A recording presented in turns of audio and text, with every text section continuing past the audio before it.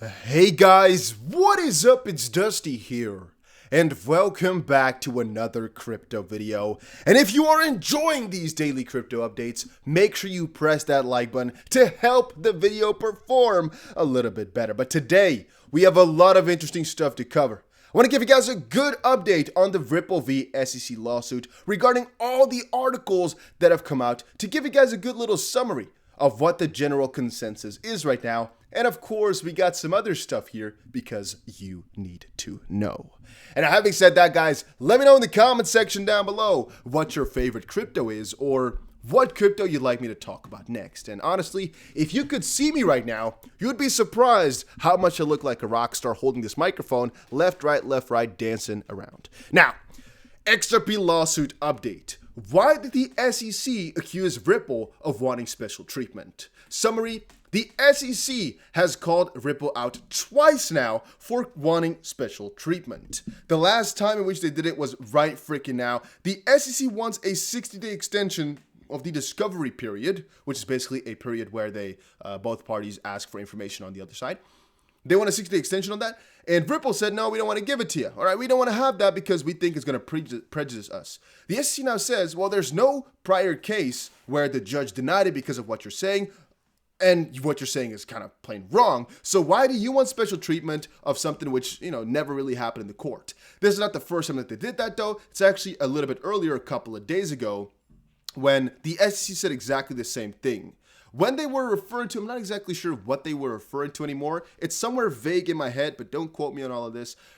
Ripple basically stated that it was basically where the SEC said they called out like 74 or so lawsuits before the Ripple one about fair notice. And Ripple said, well, none of those cases are akin to ours. And the SEC said, so Ripple, you're trying to deny everything that we're saying purely because no other lawsuit that's ever happened before was exactly perfectly the same as yours. And Ripple would like to, of course, say yes, because it's really completely different, so it doesn't matter.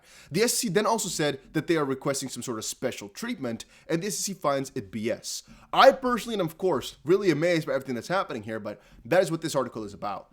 Why did the SEC accuse them? Well, because the SEC thinks they are doing that, right? And on these two bases, in my opinion. Now, let's quickly go on. XRP lawsuit. Even if Ripple wins this motion, it won't mean... And that's the thing, guys. People often say, well, if Ripple were to win this or that motion, or if this were to happen, that would happen, blah, blah, blah, blah. Almost nothing that people are saying over on Twitter is factual. Make sure you understand that. What we talk about in the videos here is objective most of the time with a subjective twist, but I'll always tell you. I will always show you guys exactly what is written down on paper and what is my own opinion.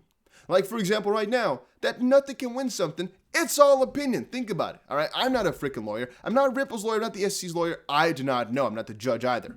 And whatever a attorney on YouTube says, like Jeremy Hogan, I find that there's some authority there, but he can't know everything. And he can always be wrong in these types of cases specifically.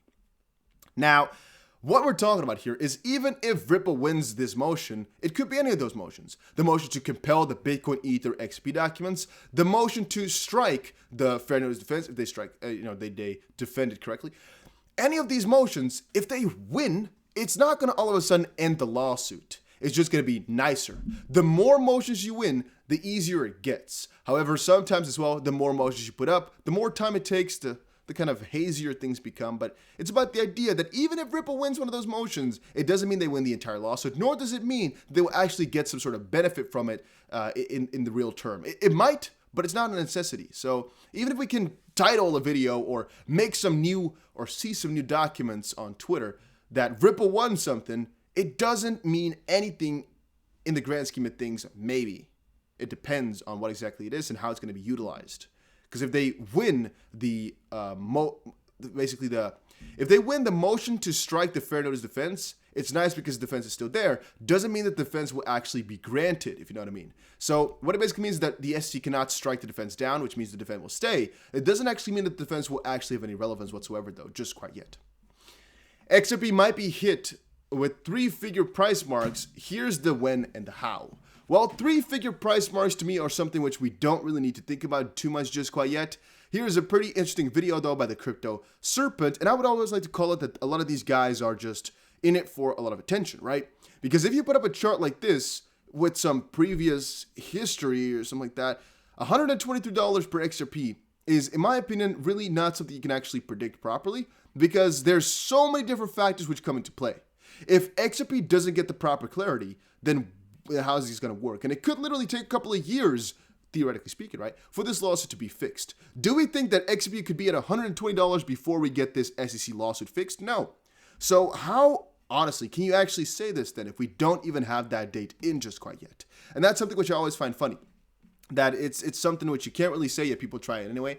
I would say $100 per XRP, that type of stuff, it's not too far off the mark. I've told you guys before, $20 per XRP is an easy target. I would personally not sell much XRP before $12 or so, if at all at $12, but $100 is not far off. If you're telling me you think it's going to get there, I'm on your page. I'm not saying it's impossible. Then again, I'm also not going to tell you that we're going to get there in the next bull run or in this bull run, if you know what I mean. I'm not going to tell you what's going to happen. It's going to happen once XRP wins this lawsuit / Ripple. I'm not going to tell you.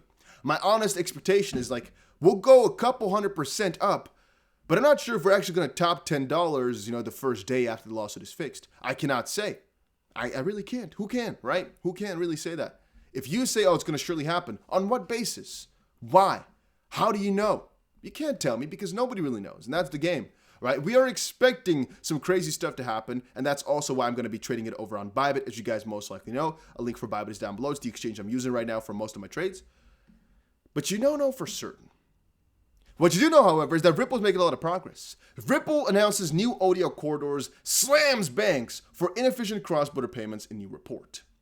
Ripple Decacorn releases a report in which it shows numerous inefficiencies of modern banks when it comes to cross-border payments and showcases its own payments tech. Okay, small to medium enterprises' needs with cross-border payments are largely unmet by traditional systems, SME pain points as the reports lay them out, cost of business-to-business payments via the traditional system, and Ripple announces new ODL corridors in the UK and Brazil. This last part to me is the most interesting out of everything. These others are just kind of statistics and pain points to kind of know or consider. It's not that important. The last part is the most interesting. The fact they got their new corridor in the UK is a really, really big deal. Then again, I'm not exactly sure if they are officially there just quite yet. I'm just assuming so because of what people have been writing out. But the company has also made a reminder that recently 2 of its clients, InstaRem, based in the UK, and BTech, have set up a new ODL payment corridor for fast and cheap cross-border payments to Portugal, Germany, Spain, France, and Italy. But I'm not sure how it exactly is going to work, and if we can officially consider now that UK to Portugal, UK to Germany, UK to Spain, UK to France, UK to Italy, and then Brazil to Portugal, Brazil to Germany, Brazil are all connected, or if they're all connected to each other, or exactly how it works. I'm not quite sure yet, but I'll do my research and give you guys an update pretty damn soon once I get all the information.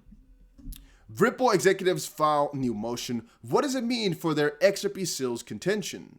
Well, not that much. I mean, putting up a motion like that doesn't really matter. I mean, it's just it's something you're going to try out. What is actually referring to this new motion is that Ripple is trying to figure out how many XRP sales actually happened overseas. And so right now they're trying to contact as many exchanges as possible to get as much information about non-US citizens utilizing XRP and just all these transactions happening completely overseas, having no resemblance with the US, so that the SEC can never say they had jurisdiction over those. That's what they're trying with this.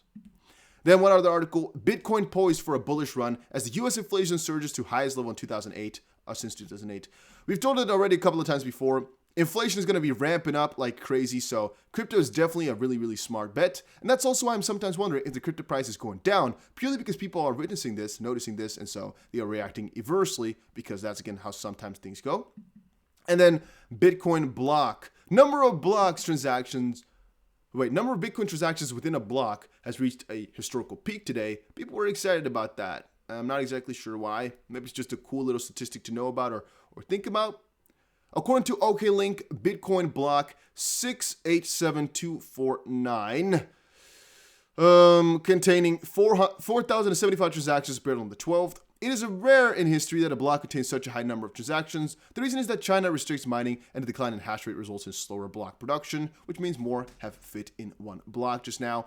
Normally, the average number of transactions of Bitcoin per block is 1,600. Today's figure is 4 times that, so, it's interesting. Most likely China, though, but 4 times is a really interesting amount to put into one block like that. That's That's peculiar. You don't really see that too often, as I've just said. It's pretty damn funny. But yeah, hopefully you got yourself a good update here. Hopefully you got the situation. And that was it for today's video. See you guys again in another one pretty damn soon. Make sure you press the like button if you enjoyed it, though. And again, all these price predictions are all possible, but it's not something which I'm going to hold too dearly because we don't know exactly when all this stuff will be fixed.